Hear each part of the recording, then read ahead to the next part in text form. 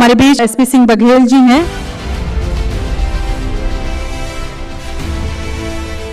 SP Singh Baghel. Shri SP Singh Baghel ji केंद्र सरकार में कानून और न्याय राज्य मंत्री हैं। आप आगरा लोकसभा सीट का प्रतिनिधित्व करते हैं। आप 2017 के चुनाव में टुंडला से विधायक रहे और योगी आदित्यनाथ जी की सरकार में कैबिनेट मंत्री बने। इसके बाद मंत्री रहते हुए 2019 के लोकसभा चुनाव में आप आगरा सीट से सांसद चुने गए। आप यूपी पुलिस की नौकरी छोड़कर राजनीति में आए। जनता की समस्याओं को हल करने और उनके सर्वांगीण विकास के लिए आप हमेशा तत्पर रहते हैं।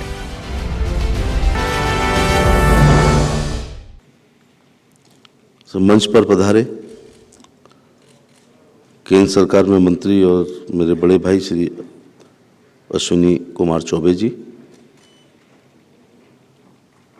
राजश्री एपीएन न्यूज संपादक श्री राजश्री जी जो एपीएन न्यूज की संपादक हैं, प्रदीप राय साहब चेयरमैन बालाजी फाउंडेशन, श्री इंद्रजीत गधवार साहब हमारे दल के और भारत की सभ्यता संस्कृति धर्म आध्यात्म के प्रति बहुत ही जागरूक श्री सुनील देवघर साहब, श्री विनोद जुनेजा जी,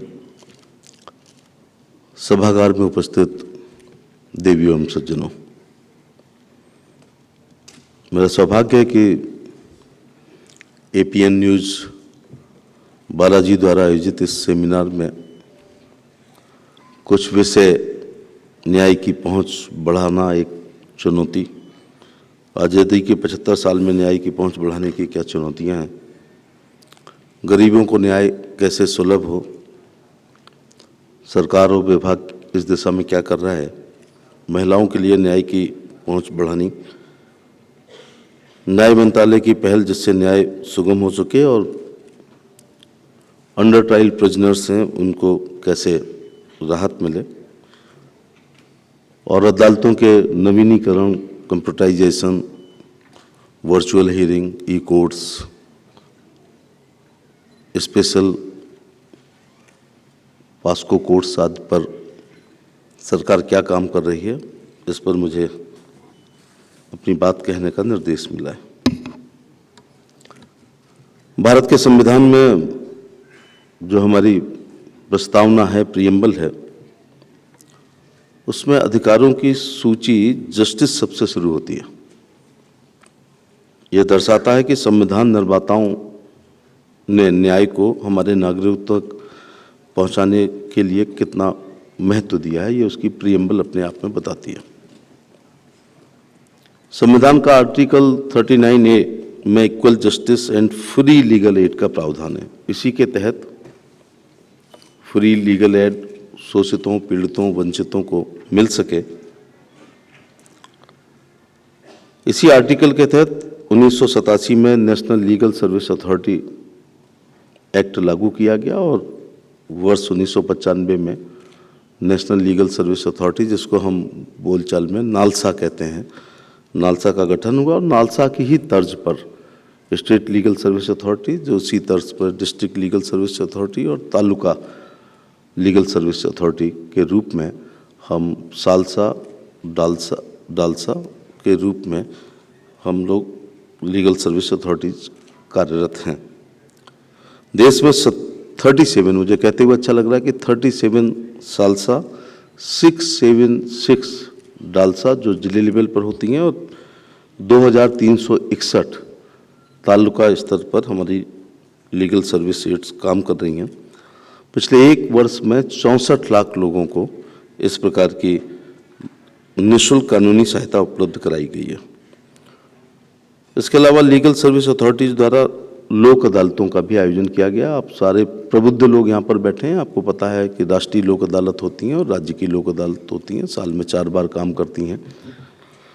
और वो जो कंपाउंडेबल मुकदमे हैं जिनमें समझौते हो सकते हैं, उस पर काम करते हैं। और इन लोक अदालतों का आयोजन शहरों से लेकर गांव तक हम लोग कर रहे हैं।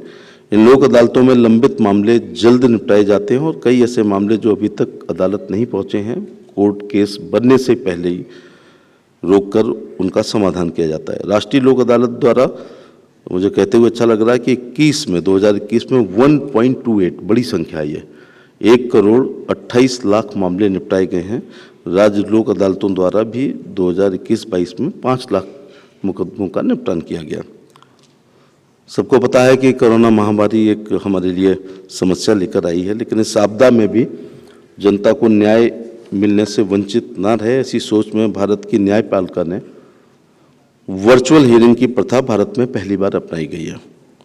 मुझे लगता है कि कोरोना से जनहानि धन हानि तो बहुत हुई है, लेकिन कुछ आवश्यकताएं आविष्कार की जननी हैं।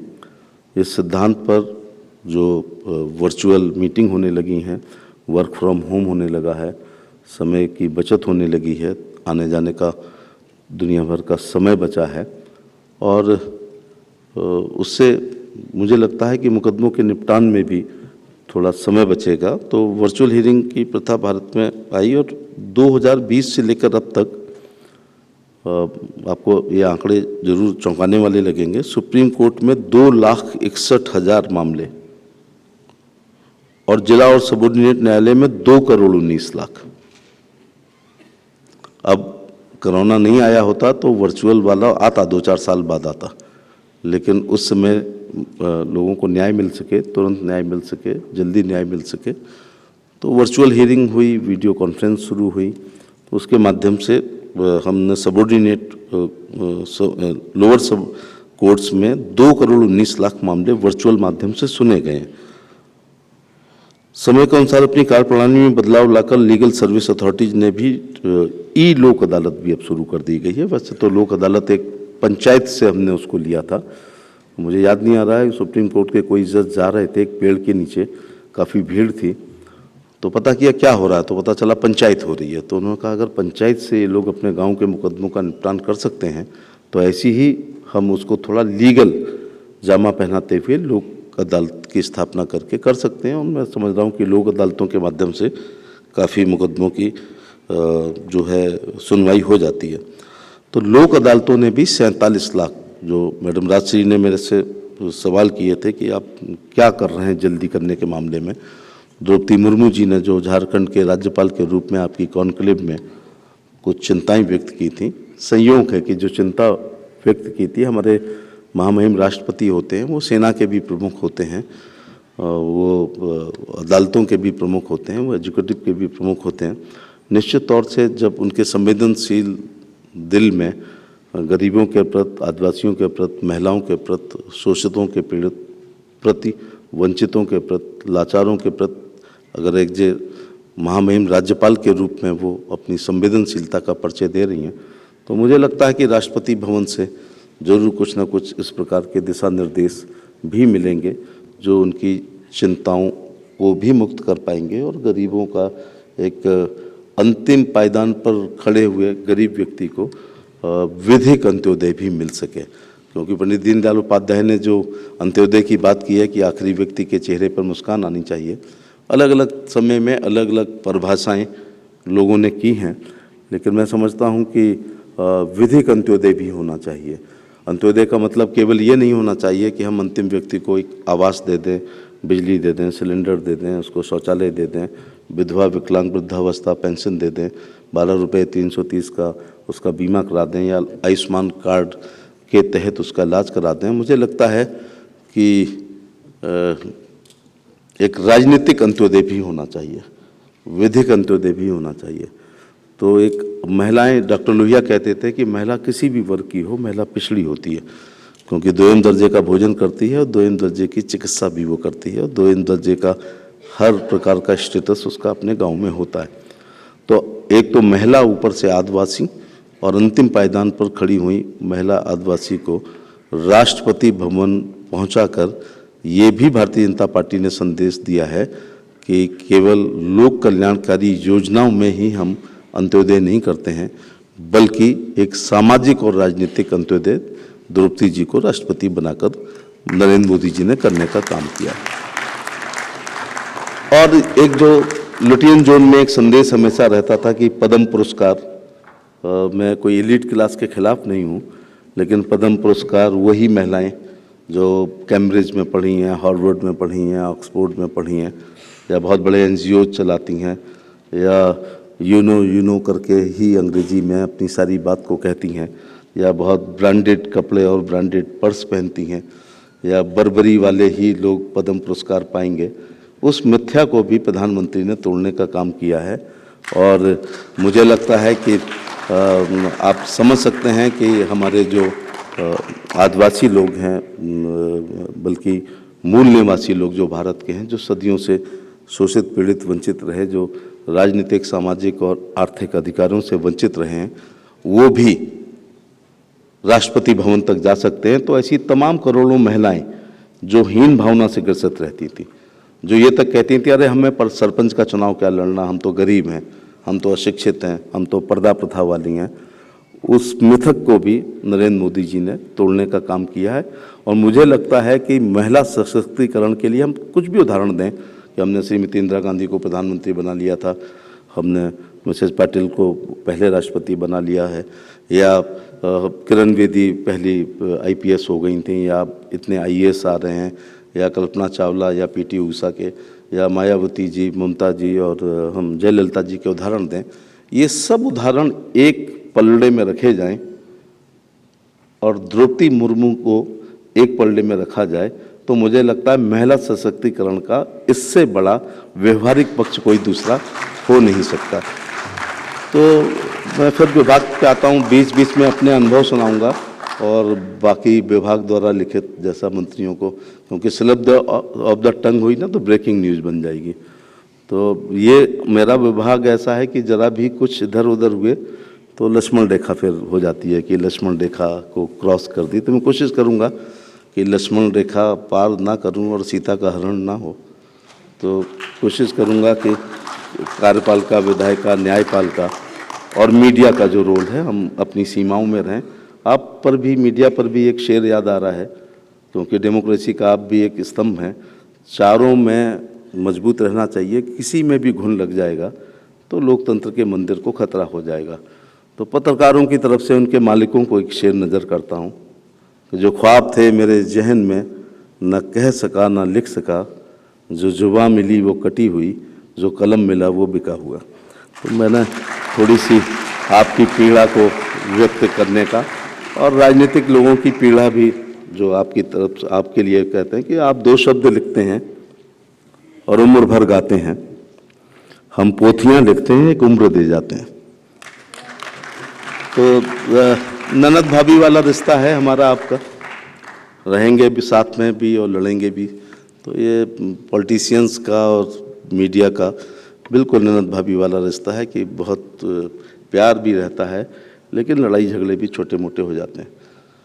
हमारी समस्या है कि जो हम आज बोल रहे हैं, हम चाहेंगे कल ये 5 कॉलम में आए, मेरी फ़ोटो के साथ आए। आपकी समस्या है कि आपको पेज में स्पेस की प्रॉब्लम होती है। आपकी समस्या, हमारी समस्या है कि 30-40 त्यौहार आते हैं, 10-12 नेताओं की जन्मतिथि और पुण्यतिथि आती हैं, तो कैसे विज्ञापन दिया जाए। आपकी समस्या है कि अखबार कैसे चलेगा, चैनल कैसे चलेगी अगर विज्ञापन ना दिया जाए। तो मैं फिर लौटता हूं कि हमारे विभाग ने टेली लॉ एक स्कीम लागू की है, भारत सरकार की योजना है, जिसके द्वारा समाज के गरीब, वंचित, शोषित, पीड़ित जनता मुफ्त में न्यायिक सलाह पा सके। सही समय पर सही अधिवक्ता द्वारा सही सलाह किसी भी गरीब व्यक्ति की बड़ी मददगार हो सकती है। टेली लॉ द्वारा अब तक 21 लाख से ऊपर सलाह दी गई है। लेकिन मैं फिर अभी व्यवहारिक पक्ष पर आऊँगा, लेकिन जो आजकल है, मुझे नहीं लगता कोई गरीब व्यक्ति सुप्रीम कोर्ट आ पाएगा, क्योंकि वो जो उसका मुकदमे की वो जो सिनॉप्सिस बनेगी उसमें भी उसके खेत बिक जाएंगे। और अगर वरिष्ठ वकील साहब ने अपने जीवन के बहुमूल्य 10 मिनट भी उनको दे दिए तो लगता है मकान भी बिक जाएगा। तो अब जो भी उसके साथ हो रहा है, बस न्याय के देवता शनि महाराज उसकी मदद कर दें तो मदद कर दें, वरना डिस्ट्रिक्ट कोर्ट में सज़ा पाके ज़्यादा से ज़्यादा वो हाई कोर्ट तक पहुंच पाएगा, और हाई कोर्ट के खिलाफ सुप्रीम कोर्ट में उसका आना बहुत कठिन है। मुझे लगता है कि भेड़ का मुकदमा लड़ने के लिए आप आएंगे तो आपको अपनी भैंसें बेचनी पड़ेंगी। तो आदमी सोचता है कि भैंस ना बेचे और भेड़ों तक ही मामला शांत हो जाए तो ठीक है। तो भारत सरकार की एक दूसरी योजना भी है प्रो बोनो स्कीम। इस योजना में जो हमारे पंजीकृत अधिवक्ता हैं वो गरीब लोगों की निःशुल्क और विधिक सहायता प्रदान करते हैं। हमारा देश आज विज्ञान भवन में हमें एक बात माइंड सेट करके जाना पड़ेगा, क्योंकि वहाँ तो मैं अपनी कॉन्स्टिट्यूंसी में तो पीपल के पेड़ के नीचे बातें करता हूँ, तो भारत होता है और यहाँ इंडिया होता है। और इस देश की बड़ी परेशानी है कि 70 साल से भारत सरकार चुनता था और इंडिया सरकार चलाता था। पिछले 8 साल से हो रहा है कि भारत सरकार चुन रहा है और भारत ही सरकार चला रहा है। तो भारत सरकार चुन रहा है और भारत सरकार चला रहा है, तो माइंड सेट थोड़ा सा करके जाइएगा कि इस देश में मैं बहुत आंकड़ेबाज नेता नहीं हूँ, मुझे आंकड़े सत्य होते हैं लेकिन मुझे थोड़ी सी चिढ़ है, उबाऊ भाषण होता है। लेकिन इस फैक्ट को देवधर जी क्या कोई झुटला सकता है कि इस देश की 130 करोड़ की आबादी में 80 करोड़ लोग प्रधानमंत्री खाद्यान्न योजना के तहत 5 किलो गेहूं और 5 किलो चावल लेने के लिए 45 डिग्री टेम्परेचर में लाइन में लग रहा है, ना मिलने पर हम लोगों से शिकायत कर रहा है। क्या 80 करोड़ छोटी है? मैं देख रहा हूँ एक आज मेरी निगाह एलबी के पर्स पर पड़ रही है, तो आपका जितने का पर्स है इतने में कम से कम 10 शौचालय बनेंगे, क्योंकि हमारा जो शौचालय है वो 12,000 की कीमत का है और ये एलबी के पर्स लाख रुपए के आसपास के आते हैं। तो तय करो कि 80 करोड़ लोगों के बारे में भी थोड़ा सोचना पड़ेगा। जितने में एक वॉश बेसिन, किसी पैसे वाले आदमी के घर में एक वॉश बेसिन जिसमें पानी ही निकलता है, दूध नहीं निकलता है, बियर नहीं निकलती है, और मैं ये भी देखता हूँ कि गर्म पानी भी नहीं निकलता है, और ये भी देखता हूँ कि उसमें से ऊपर से पानी नहीं आता, तो अक्सर मग्गे से हाथ धुलाए जाते हैं। एरा वाला लगभग 1.25 लाख का आता है। इतने में हम प्रधानमंत्री ग्रामीण आवास देते हैं, और प्रधानमंत्री ग्रामीण, क्योंकि मैं यहाँ आत्म प्रशंसा के लिए नहीं खड़ा हूँ, लेकिन मैं अपने 6 कार्यकाल में लोकसभा, राज्यसभा और विधानसभा के मैं केवल 44 रात दिल्ली में रुका हूँ। और इस 44 दिन का इतिहास है कि मंत्री बनने के बाद 15 अगस्त तक आपने मुझे जाने नहीं दिया था। मैं रोज़ जाता हूँ, आज भी जाऊँगा और फिर आऊँगा। तो मैं कोशिश करता हूँ कि कोई शादी ब्याह, 13वीं भागवत कथा, रसिया दंगल, कव्वाली, कुआ पूजन, एकादशी का व्रत का उद्यापन, कोई बर्थडे, मैरिज, एनिवर्सरी ना छोड़ूं। और ये भी कोशिश करता हूँ कि कार्यकर्ता है तो उसकी भैंस के बनने पे भी जानता हूँ। इसलिए मैं बहुत ज़्यादा ज़मीन की बातें मुझे पता हैं। तो उसी के तहत मैं आपसे कहना चाहूँगा कि जब 1,20,000 1.5 लाख कर दिया का आवास बनता है, मैं अभी 4-5 दिन पहले अपनी कॉन्स्टिट्यूंसी में गया था, तो ऐसे गांव में जा रहा था, अचानक एक महिला दौड़ के आई, भैया रुको रुको। मैंने कहा नहीं, मुझे आगे मीटिंग है। नहीं रुको। और घर में भागी, घर में घी नहीं था तो सरसों के तेल में रुई भिगा करके उसने दीपक जलाया और आरती की। मुझे बड़ी शर्म आ रही थी, क्योंकि मैं इस लायक नहीं समझता हूँ कि मेरी। इसके बाद फिर उसको मीठा कुछ घर में नहीं मिला, तो 3-4 बतासे मेरे मुंह में ज़बरदस्ती ठूस दिए। मैंने कहा इतनी खुश क्यों हो? तो उसने कहा मेरे को प्रधानमंत्री ग्रामीण आवास मिला है। मैं झोपड़ी के आधे पोर्शन में भैंस बांध के रखती थी और आधे पोर्शन में खुद सोती थी। रात में कपड़े भी ऊपर नीचे हो जाते हैं। अब भले ये 1.5 लाख का मकान हो, लेकिन मेरी अपनी छत है और इस बारिश का एक बूंद पानी मेरे ऊपर नहीं आता है। नहीं तो बारिश में पानी आता था और थाली नीचे रखी जाती थी जिससे पूरा फर्श गीला ना हो जाए। और हम अक्टूबर नवंबर में भैंस को बाहर रखते हैं, दिसंबर में, नवंबर में उसके ऊपर बोरे की झूल डालते हैं, और जब जनवरी की कड़ाकेदार सर्दी आती है तो उसी कमरे के आधे पोर्शन में भैंस बांधी जाती है और आधे पोर्शन में चारपाई रहती है। और रात में जब भैंस पेशाब करते हुए पूँछ हिलाती है तो मेरे मुंह पर भी कई बार गिरा है। और जिस ईथेन मीथेन से आप लोग बहुत चिढ़ते हैं, ऐसे हमने बचपन में बहुत ज़्यादा गोबर की स्मेल को सूंघने का काम किया है। प्रधानमंत्री जी का धन्यवाद देना चाहूँगा कि अब जानवर का अलग है और इंसान का कमरा अलग है, और वो एक इज्जत घर है। मैं विषय पे भी आऊँगा और विषय से भी भटकूँगा, क्योंकि विषय से इसलिए भटकूँगा कि 80 करोड़ लोगों की बात करनी बहुत ज़रूरी है। उसमें आपके सामाजिक दायित्व का निर्वहन के लिए भी मैं आपसे अपील करना चाहूँगा।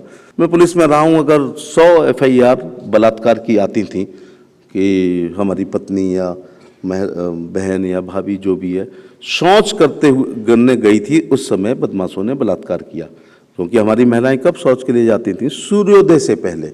और सूर्यास्त के बाद मीन्स जब अंधेरा हो। तो इस अंधेरे का फ़ायदा बदमाशों ने भी उठाया है। जब से ये इज्जत घर आपने देवधर जी बनाया है, आप रिकॉर्ड की बात है कि सौंध जाते हुए बलात्कारों की संख्या कम हो गई है। ये बात मैं दावे के साथ कह सकता हूँ। तो मैं आपसे यही अनुरोध करने के लिए आया हूँ कि ये 80 करोड़ लोग हैं, हमारी कंपनी सोशल रिस्पॉन्सिबिलिटी CSR है, लेकिन हमारी भी तो पब्लिक सोशल रिस्पॉन्सिबिलिटी भी तो थोड़ी होनी चाहिए। भगवान ने अगर हमें इतना सक्षम बना दिया है तो मुझे लगता है कि छोटी मोटी सहायता हमें भी करनी चाहिए। ये भी मैं आपसे अनुरोध करने के लिए आया हूँ। Give me a fish and I eat for a day, teach me to fish and I eat for a life.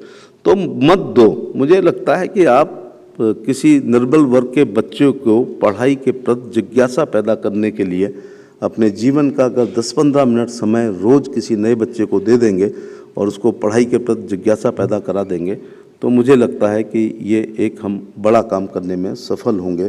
क्योंकि हमारी जिम्मेदारी, हम अपने पेट्स पर बहुत ज़्यादा आजकल, मैं I am also pet lover, लेकिन मुझे लगता है कि पेडिग्री का जितना खर्च है उससे कम खर्च किसी बच्चे का भोजन का है। तो एक यही समझ लें हम कि हमने मानव के बच्चे को भी लेने का काम किया। अगर तो मैं फिर अपने विषय पर आता हूं कि 80,000 लोग मुफ्त का भोजन ले रहे हैं। अधिवक्ताओं की जिम्मेदारी है कि गरीबों की न्यायिक मदद करें, और इस योजना के तहत जो हमारी ये प्रो बोनो स्कीम है, 4,354 लोगों की हम लोग सहायता कर चुके हैं। एक टॉपिक आपने मैडम मेरे को दिया था कि कैदियों के लिए क्या सुविधा सरकार के दिमाग में है। मैं अपना भी अनुभव बताऊंगा और सरकार की भी जो कुछ योजना बताऊंगा। भारत की जेलों में कई कैदी ऐसे बंद हैं जिनकी अभी चार्जशीट ही सबमिट नहीं हुई है। CRPC कहती है कि 90 दिन में जानी चाहिए, लेकिन मुझे लगता है कि फिर जुडिशरी मॉनिटरिंग नहीं करती है कि बार बार जुडिशरी उनको रिमांड दे रहे हैं, लेकिन चार्जशीट भी अभी तक नहीं आई है। तो कोशिश कर रहे हैं कि उनका एक गृह मंत्रालय क्रिमिनल जस्टिस सिस्टम में सुधार करने की कोशिश कर रही है। और आज बहुत जिम्मेदार लोग हैं। मैं अपनी तरफ से भी आपको एक निमंत्रण देने के लिए आया हूं कि इंडियन पिनल कोड जो 1860 का है और CRPC है जो इंडियन एविडेंस एक्ट 1872 का है, ब्रिटानिया हुकूमत ने अपने लिए हमारे ऊपर लागू किए थे। उसमें एक बड़ा परिवर्तन माननीय गृह मंत्री जी और प्रधानमंत्री करना चाहते हैं। तो कुछ लॉ के स्टूडेंट भी यहाँ पर बैठे होंगे निश्चित तौर से, कुछ वरिष्ठ वकील भी बैठे होंगे, रिटायर्ड जजेस भी होंगे। मैं आप सबको निवेदन करता हूँ कि आपकी दृष्टिकोण में जो आप सुधार चाहते हों तो वो आप अगर हमारे विभाग को या गृह विभाग को लिख के देंगे तो मुझे लगता है कि सब लोगों के विचार से जो कोई चीज़ निकल के आएगी वो निश्चित तौर से देश के लिए फ़ायदेमंद होगी। उम्मीद है कि जेल रिफॉर्म्स भी हम लोग लागू कर रहे हैं, लेकिन आज के समय में लीगल सर्विस अथॉरिटीज़ नियमित रूप से हम जेलों का दौरा कर रहे हैं। और जब आप महसूस कर सकते हैं तो आप नालसा के जो चेयरमैन हैं आप उसको चिट्ठी भी लिख सकते हैं कि इस जेल का विजिट नहीं हुआ है, इस जेल में ये परेशानियां हो रही हैं, ये कैदी हैं। आप हर चीज़ के लिए रिट नहीं होनी चाहिए। कुछ अगर पत्र भी लिख दिए जाएं, फ़ोन पे भी बात बता दी जाए, तो मैं समझता हूं कि रिट से तो मामला थोड़ा लंबित होता है, लेकिन कुछ फ़ोन वोन आप कर दें, मिलकर भी बात करेंगे तो इस समस्या को हम लोग सुलझाएंगे। मुझे बताते हुए खुशी है कि लीगल सर्विस अथॉरिटी द्वारा छोटे गांव और कस्बों में लीगल सर्विस क्लिनिक का भी आयोजन किया जा रहा है, जिसमें पैरा लीगल वॉलंटियर की सहायता से लोगों को विधिक सलाह और न्यायिक मदद दे रहे हैं। भारत में 1182 जेलों में लीगल सर्विस क्लिनिक कार्यरत हैं। पैनल लॉयर्स और para legal volunteers in clinic में सहायता प्रदान करते हैं। कुछ कैदियों को भी इस कार्य में उनको थोड़ा विधिक जानकारी देकर उनकी भी सहायता हम लोग ले रहे हैं। और 21-22 में लगभग 2.18 लाख लोग, एक बड़ी संख्या है, इस सुविधा से लाभान्वित हुए हैं। अंडर ट्रायल रिव्यू कमेटी भी एक गठित की गई है जो तिमाही बैठक कर जेलों में बंद कैदियों की समीक्षा करती है और उनकी रिहाई के लिए काम करती है। 21-22 में 17,622 कैदियों को इस प्रकार से रिहा भी किए गए हैं। तो केवल ये सैद्धांतिक रूप से ये योजना ही नहीं है, बल्कि 17,000 एक बड़ी संख्या है जो कैदी रिव्यू कमेटी की रिकमेंडेशन से जो बाहर किए गए हैं। जुडिशियल इंफ्रास्ट्रक्चर की भी इसी विज्ञान भवन में CM और CJ एक मीटिंग हुई थी, जिसमें चीफ मिनिस्टर और chief justice of the high court और द सुप्रीम कोर्ट जस्टिस और चीफ जस्टिस थे। एक जुडिशियल इंफ्रास्ट्रक्चर अथॉरिटी CGI की तरफ से प्रस्ताव आया था। चूँकि फेडरल सिस्टम है तो दोपहर की मीटिंग में हम लोगों ने विभिन्न राज्यों के मुख्यमंत्रियों के सामने इस पक्ष को रखा। चूँकि सारे मुख्यमंत्री एक दल के नहीं होते हैं, केंद्र में कोई सरकार होती है, राज्यों में कोई सरकार होती है, मतभेद हुए होते हैं और आजकल तो मनभेद होने लगे हैं, इसलिए बहुत सी चीज़ें अटकी पड़ी हैं, लेकिन उस दिशा में सरकार काम कर रही है। 93-94 से जितना विभिन्न सरकारों ने पैसा दिया है उतना मोदी सरकार ने उससे ज़्यादा 65% अकेला दिया है। तो 21 वर्षों में 93-94 से 13-14 तक 3,444 करोड़ रुपए हम लोगों ने, आपका इंफ्रास्ट्रक्चर का भी एक सवाल था, आपकी जिज्ञासा थी कि इंफ्रास्ट्रक्चर के मामले में हम लोग क्या कर रहे हैं, तो 3,400 करोड़ रुपए दिए गए। और अभी तक हम लोग, और मोदी सरकार में अकेले केवल 8 साल में 5,565 करोड़ रुपए इंफ्रास्ट्रक्चर के लिए रिलीज हुए, ये 62% हमारा है। और न्याय विभाग एक और महत्वपूर्ण योजना E court mission mode project national E government plan का अंग है। वर्ष 2007 में भारत की न्यायपालिकाओं में इंफॉर्मेशन एंड कम्युनिकेशन टेक्नोलॉजी को बढ़ावा देने के लिए प्रोजेक्ट लागू किया है। तकनीकी मदद से एक्सेस टू जस्टिस को बढ़ावा देना इस प्रोजेक्ट का उद्देश्य है। इसके पहले चरण में 14,000 कोर्ट को कंप्यूटराइज किया गया है। दूसरे चरण में 2015 में शुरू हुआ, इसमें हमने रकम छोटी मोटी नहीं दी है, 18,735 सबऑर्डिनेट कोर्ट का कंप्यूटराइजेशन किया गया। और इस प्रोजेक्ट के तीसरी चरण में विजन डॉक्यूमेंट हम लोग बना चुके हैं। प्रधानमंत्री का जो डिजिटल इंडिया का ख्वाब है उसको हमारा विभाग भी पूरा करने की कोशिश कर रहा है। महिला सशक्तिकरण बहुत समसामयिक विषय है। बेटी बचाओ बेटी पढ़ाओ मोदी जी का नारा है। मैं थोड़ा उसमें आगे बढ़ाना चाहता हूं कि बेटी बचाओ बेटी पढ़ाओ और बुढ़ापा बचाओ। मैं एक बात की एफिडेविट पर, मुझे लगता है मुझे बुढ़ापा बचाओ डिस्क्राइब करने की ज़रूरत नहीं पड़ी है, ताली बज गई हैं, लेकिन मैं एफिडेविट पर लिख के दे सकता हूं कि अगर आपके घर में एक बेटी है तो मैं गांव में तो कहता हूं कीड़े नहीं पड़ेंगे और शहर में कहता हूं कि बैट शोर नहीं होंगे। गारंटी लेता हूं, क्योंकि एक बेटी को अगर एक बहू को फ़ोन आता है, माफ़ करना सब पर लागू नहीं होता है, कोई मानहानि ना कर देना, लेकिन बहू को फ़ोन आता है कि फादर इन लॉ बीमार हैं, तो अक्सर घरों में मैंने ये सुना है कि मेरे नर्सरी के बच्चे की तिमाही परीक्षा है इसलिए इतवार को आऊँगी। और जैसे ही बेटी को फ़ोन आता है पिताजी बीमार हैं, तो वो हस्बैंड से कहती है भाई गाड़ी लाओ, वो कहता है नहीं आज तो वर्कशॉप में है, टैक्सी लाओ, अरे फिर चलेंगे ना इतवार को, तुम इतवार को आते रहना मैं जा रही हूँ। फिर दोनों में बहस होती है, तलाक की नौबत आती है, तो at the cost of divorce एक बेटी अपने पिताजी से मिलने के लिए जाती है। इसलिए बेटी बचाओ बेटी पढ़ाओ बुढ़ापा बचाओ। और 2022 में तो एक भी कन्या भ्रूण हत्या नहीं होनी चाहिए, ऐसा मेरा विचार है। 9 दुर्गों में 9 दिन तक ग्रामीण महिलाएं 9 दुर्गों में ग्रामीण महिलाएं कई बार लौंग और बतासे पर व्रत रखती हैं और 10वें दिन अल्ट्रासाउंड कराने जाती हैं। मैं थोड़ी स्पष्ट बात कहने के लिए देश की राजनीति में जाना जाता हूं और यहाँ तो बहुत ऐसे मंच पर खड़ा हूं कि लक्ष्मण रेखा का उल्लंघन ना हो जाए, और ये ब्रेकिंग न्यूज़ कई बार कैरियर ब्रेकिंग भी हो जाती है। तो फिर भी मैं अपनी बात को कहने का प्रयास करूंगा। कई मामलों में महिलाएं की बहुत दुश्मन है, and charity begins from home. याद रखना 80 करोड़ लोग, हमेशा दिमाग में रखना, ये देश गांव का, देहात का, किसान का, खेत का, खलिहान का है। लुटियन जोन में मेरी मजाक बहुत उड़ती है, किस ज़माने की बात कर रहे हो? अरे 12,000 का शौचालय लेने वाले लोगों की बात कर रहा हूँ, 1,50,000 का मकान की बात कर रहा हूँ, 5 किलो गेहूँ चावल मुफ्त में लेने वालों की लाइन में लगने वालों की बात कर रहा हूँ। और वो मैं बात कर रहा हूँ कि लड़के को देहात में, आप मेरे ब्रांड एम्बेसडर बन जाओ अगर आपके यहाँ लागू नहीं होता है, लड़के को दूध का गिलास बड़ा वाला, मैं इंडिया की बात नहीं कर रहा हूँ, भारत की बात कर रहा हूँ, लड़की को गिलास छोटा वाला, लड़के के दूध में मलाई आ रही है तो आने दो, लड़की में आ रही है तो रोक दो। हो रहा या नहीं हो रहा? मैं भी बहुत कार्यकाल हो गया, अब तो मैं 3 सदन कर चुका हूँ। अपने लड़कों की मार्कशीटों को लेकर के भीड़ होती है, इसे कहीं चिपकवा दो। शायद ही कोई अपनी लड़की की मार्कशीट को लेकर के आया हो कि इसकी कहीं नौकरी लगवा दो। जब कोई एडमिशन के लिए आता है सेंट्रल स्कूल में तो लड़कों के लिए, हम पे भी कूपन होता है, बहुत कम लड़कियों के लिए।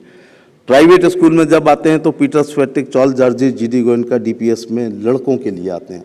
मैं कहता हूं लड़की का एडमिशन कराते हैं तो कहते हैं खर्चा नहीं उठा पाएंगे। तो मैं कहता हूँ प्रायोरिटी बदलते हैं कि लड़की को पीटर्स में करा देते हैं और लड़के को चुंगी स्कूल में करा देते हैं, तो दांत निकालने लगते हैं तुरंत। तो जो लोग अपने चूल्हे में अपने बच्चों को सामाजिक न्याय नहीं देते हैं, वो भारत में न्याय देने वाले प्रधानमंत्री की आलोचना करते हैं। ये बात अच्छी नहीं होती है।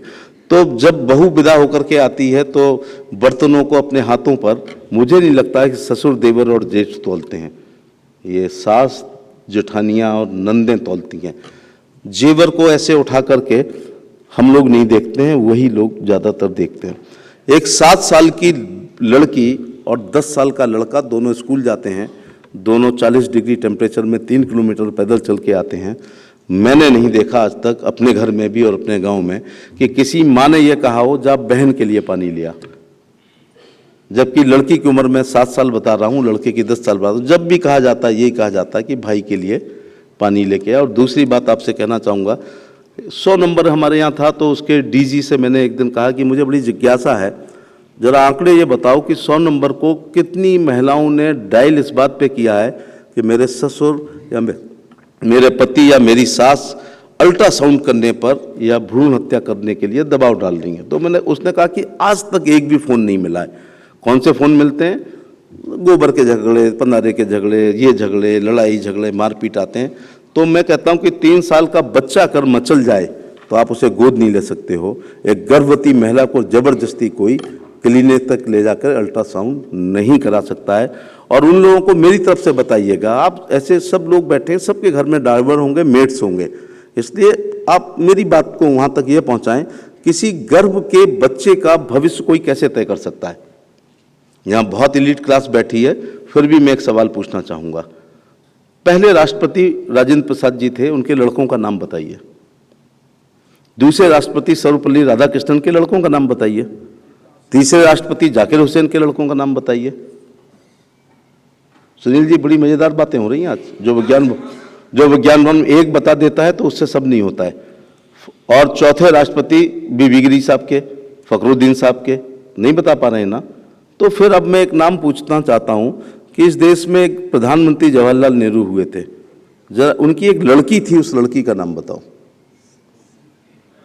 नेहरू की लड़की भी नहीं पता है, फिर तो भगवान ही मालिक है। अगर इंदिरा गांधी की आवाज आ रही है तो उनकी मां कमला नेहरू ने ये जानते हुए कि मेरे गर्भ में एक लड़की पैदा होने जा रही है जो नेहरू की विरासत को शायद ना संभाल पाए तो लड़का चाहिए, अगर उन्होंने कन्या भ्रूण हत्या करा दी होती तो देश और दुनिया एक बड़े नेता से वंचित रहता। और मैं तो फिर भी साधारण घर में पैदा हुआ, 6 कार्यकाल पूरे कर लिया हूँ। हो सकता है कि इंदिरा गांधी के नाती अगर राहुल गांधी ना ही होते तो शायद इस मुकाम तक वो राजनीति में नहीं आ पाए होते। तो फिर मैं बाकी उदाहरण देने की कोशिश नहीं कर रहा हूँ। अगर इंदिरा गांधी का भविष्य उनकी माँ ने अगर ये लड़की समझ के अबॉर्शन करा दिया होता तो देश और दुनिया एक ग्लोबल लीडर से भी वंचित रहता। हमारे उनसे मतभेद हैं लेकिन हमारे उनसे मनभेद नहीं है। मैं चाहता हूँ कि ये बातें 21वीं शताब्दी के 2022 में बिल्कुल भी नहीं जानी चाहिए। तो फास्ट ट्रैक कोर्ट हम लोग खोल रहे हैं, मैं इधर भी आता हूँ फिर इधर भी चला जाता हूँ। 1023 फास्ट ट्रैक कोर्ट हो गए हैं, 728 विशेष अदालतें हो गई हैं जिनमें मुकदमों की सुनवाई जल्दी से हो रही है। लेकिन बस एक बात कह के मैं बात समाप्त कर रहा हूँ। मुझे पर्ची ये नहीं दी गई है कि आपका लंबा भाषण है, पर्ची ये दी गई है लोकसभा 2:30 बजे बैठेगी। खैर, मैं 5 मिनट अपने मन की बात करूँगा और वो मन की बात यह है कि आगे बढ़ने का तरीका गुड क्वालिटी एजुकेशन के अलावा कोई दूसरा नहीं है। डॉक्टर लोहिया ने कहा था शिक्षित बनो, संगठित रहो, संघर्ष करो। उन्होंने शिक्षित बनो कहा था जब हम 8 साल के बच्चे जो है स्कूल नहीं जाते थे। लेकिन मैं कहूँगा आप क्वालिटी एजुकेशन लेनी पड़ेगी। तारीख की नज़रों ने यह मंजर भी देखा है कि लम्हों ने खता की और सदियों ने सजा पाई। वो एक गलती हुई है, लुटियन जोन में एक गलती हुई कि जब देश आज़ाद हुआ था, आपका शायद 1 नेशन 1 कई चीज़ें चल रही हैं। जब नरेंद्र मोदी जी 1 नेशन 1 ग्रिड कर चुके हैं, नरेंद्र मोदी जी 1 नेशन 1 टैक्सेशन कर चुके हैं, नरेंद्र मोदी जी 1 नेशन 1 राशन कर चुके हैं, नरेंद्र मोदी जी 1 नेशन 1 इलेक्शन की तरफ बढ़ रहे हैं, तो देश आज़ाद हुआ था तो 1 नेशन 1 एजुकेशन क्यों नहीं हुई? मुझे नहीं पता कौन शिक्षा मंत्री थे, क्या थे, लेकिन उस समय के शुरू के सभी नेता लगभग कैम्ब्रिज, हार्वर्ड और ऑक्सफोर्ड से 12 करके आते थे। शिक्षा का महत्व उनको पता था। और उस समय 95% गाँव था, 5% शहर था, या 90 मान लो, तो उनको सोचना चाहिए था। आप दो गलतियां यहाँ से दिल्ली से की गई। एक, समान शिक्षा नहीं रखी गई। अगर समान शिक्षा हो जाती, राजेंद्र प्रसाद जी का नाती और राष्ट्रपति भवन के चपरासी का लड़का, दिल्ली के कमिश्नर का लड़का और दिल्ली के सिपाही का लड़का, दिल्ली के पूंजीपति का लड़का और भिखारी का लड़का और मंत्री का लड़का और संतरी का लड़का एक कमरे के नीचे एक ही सिलेबस, एक एजुकेशन पढ़ रहे होते तो हमारे गांव देहात में भी बहुत बच्चे IAS IPS हो चुके होते या उनके बाप होते। दूसरी गलती ये अगर दुर्भाग्य से हमारे देश में एजुकेशन के 4 सिस्टम हो गए। देहरादून का दून स्कूल, अजमेर का मेयो कॉलेज, ग्वालियर का सिंधिया, नैनीताल का शेरवुड पहला स्टैंडर्ड, पीटर्स फेटिक चौल जार्जी GD गोयनका DPS दूसरा स्टैंडर्ड, फिर अंग्रेजी नाम रख करके अधकचरी अंग्रेजी पढ़ाने वालों का तीसरा स्टैंडर्ड, फिर चौथा आप समझ ही सकते हो, मंत्री के रूप में नहीं कह सकता। तो चौथे प्रकार के विद्यालय में जो लोग अपने बच्चों को पढ़ाएंगे वो पहले प्रकार के बच्चों से कंपटीशन में नहीं आ पाएंगे। एक गलती और ये कर दी कि हम उत्तर भारत के लोगों को, मुझे साउथ का नहीं पता, उत्तर भारत के लोगों को कक्षा 6 में अंग्रेजी पढ़ाई। जब हमारी उम्र 11 साल हो गई थी तो हमारी अंग्रेजी के अल्फ़ाबेट से मुलाकात करवाई। वही इंडिया के लोग 4 साल में अंग्रेजी पढ़ रहे थे, हम देहातियों को अंग्रेजी। या लॉर्ड मैकाले को भगाया था तो सिलेबस से अंग्रेजी को बाहर कर देते तो मजाक थोड़े उड़ती। आज रूस है, जापान है, चाइना है या कोरिया है, ये देश बिना, फ्रांस है, बिना एक शब्द अंग्रेजी का बोले हुए आगे जा रहे हैं। तो हमारे यहाँ मैकाले चला गया लेकिन उसकी एजुकेशन सिस्टम रह गया। सोशलिस्ट लोगों ने केवल, लोहिया का एक नारा था, अंग्रेजी में काम ना होगा फिर से देश गुलाम ना होगा, संसोपा ने बांधी गांठ, पिछले पा में 100 में 60, बड़े लोगों की क्या पहचान, गिटपिट अंग्रेजी टाई निशान। तो नारे से काम नहीं चलता है, सिलेबस से बाहर करनी चाहिए या दुगनी गति से अपनाना चाहिए। और पहला बैच जब IAS का निकला तो उसमें अंग्रेजी का पेपर अनिवार्य था, तो हम 80% गांव के लोग उस पेपर को कैसे क्वालिफाई कर सकते थे। दूसरा, उत्तर भारत में जनरल नॉलेज को सिलेबस में कभी शामिल नहीं किया गया। और जो पहला कोई भी बैच निकला होगा, चाहे वो PCS का निकला होगा, उसमें GK अनिवार्य थी। तो मैंने जब BSc कर ली तो सोचा चलो नौकरी करते हैं, एक फॉर्म लेके आया, उसमें लिखा GK अनिवार्य है और जनरल अंग्रेजी अनिवार्य है, बाकी आपके ऐच्छिक विषय हैं। जनरल नॉलेज से कोई मतलब ही नहीं था क्योंकि हमारे सिलेबस में नहीं थी। तो मैं खन्ना वर्मा की उपकार प्रकाशन की एक GK की किताब लाया। एब्रीविएशन से शुरू होती है, एब्रीविएशन अल्फ़ाबेट से शुरू होते हैं। तो ऑक्सिलरी एयरफोर्स से मैंने अपनी GK शुरू करी। एक हाथ में PCS का फॉर्म है, दूसरे हाथ में खन्ना वर्मा की किताब है जिसमें मैं पढ़ रहा हूँ। 2 महीने बाद एग्जाम है। नदी कौन सी लंबी है, ऊंचा कौन, पहाड़ कौन सा ऊंचा है, देश की मुद्रा क्या है, देश की राजधानियाँ क्या हैं, संयुक्त राष्ट्र संघ का महासचिव कौन है। और मेरा कंपटीशन ये दिल्ली वालों से, जिनके घर में Pratiyogita Darpan, Pragati Manjusha, competition master, competition success review, the Hindu अखबार पढ़ते हैं, टेलीविजन की न्यूज़ पढ़ते हैं, मम्मी पापा अंग्रेजी बोलते हैं। अब बताओ कैसे सिलेक्शन होता। हालांकि दुख नहीं है, सिलेक्शन हो भी जाता तो देश के कैबिनेट सेक्रेटरी की तरह MP बनने का प्रयास करता, chief of the army staff VK Singh की तरह MP बनता, chief justice supreme court Ranganath Mishra और गोगोई की तरह MP बनने आता, क्रिकेट खेलता तो सचिन के बाद सचिन के रूप में फिर MP बनने आता, फिल्मों में जाता तो अमिताभ बच्चन की तरह फिर यहाँ पर आता, पैसे वाला बनता तो बिरला की तरह फिर MP बनने आता, पत्रकार बनता तो फिर कुलदीप नैयर की तरह MP बनता, अखबार का मालिक होता तो शोभना भरतिया की तरह MP होता। तो सीधे सीधे MP बन गया। लेकिन हुआ तो गलत था ना, एजुकेशन सिस्टम की वजह से हुआ गलत था। तो एक ये है, गांव में पढ़ाई का वातावरण नहीं है। अपने लोगों से कहें शहर में आए, 50 गज का प्लॉट लें, अच्छी स्कूलिंग है, पढ़ाएं। 5 साल का बच्चा, अजीब सी बात विज्ञान भवन में आज कर रहा हूँ, 5 साल का बच्चा जब हो जाए तो उसको गणित और अंग्रेजी की ट्यूशन लगाइएगा। अगर हमारे देहात में गणित 1000 में और ट्यूटर 1000 का अंग्रेजी का मिल जाता है, 2000 रुपये महीने, साल में 24,000, 12 साल में 2,88,000, 3 लाख रुपए खर्च करके अगर गणित ठीक कर दिया तो थोड़ा पढ़ा लिखा आदमी हूँ, गणित अच्छा है तो फिजिक्स अच्छी है, तो ऐसे बच्चे IIT करेंगे, नहीं तो फिर गधे ITI करेंगे।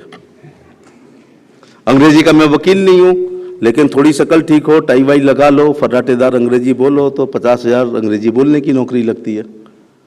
मैं जब हिंदी में सिफारिश करता हूं तो अधिकारी थोड़ा कम सुनते हैं, जब अंग्रेजी में करता हूं तो थोड़ी ज़्यादा वैल्यू हो जाती है।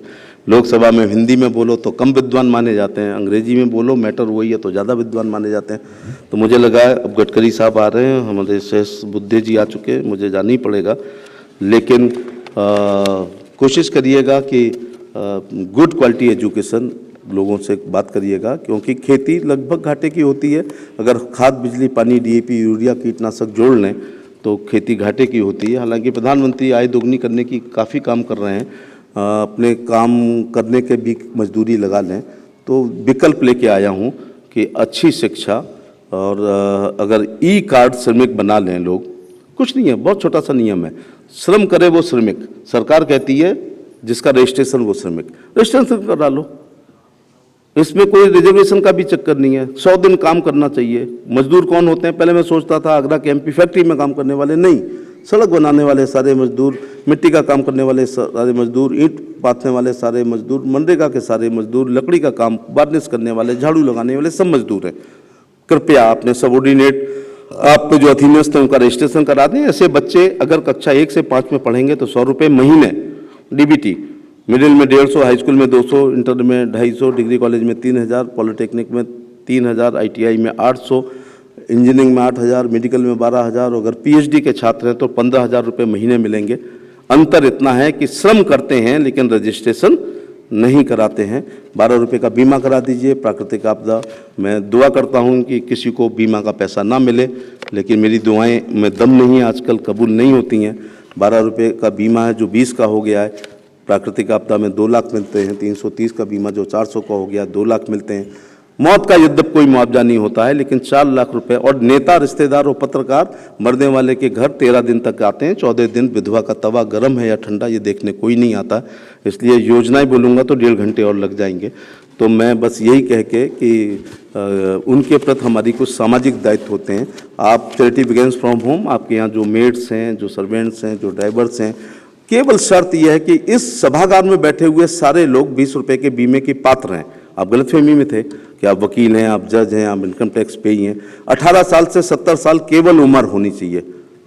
चाहे टाटा, बिरला, डालमिया, अडानी, अंबानी आप हों, या कैबिनेट सेक्रेटरी हों, या आप अधिकारी हों, या कुछ हो, केवल इतनी उम्र है।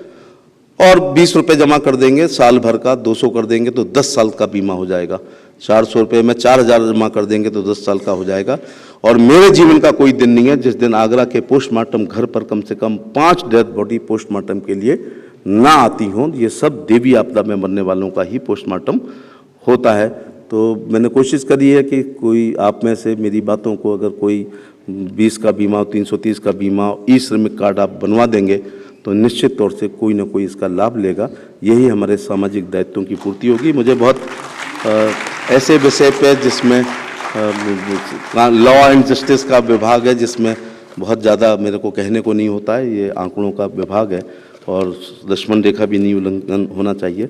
बीच बीच में मैंने मोदी सरकार की लोक कल्याणकारी योजनाओं को बताने का प्रयास किया। धन्यवाद।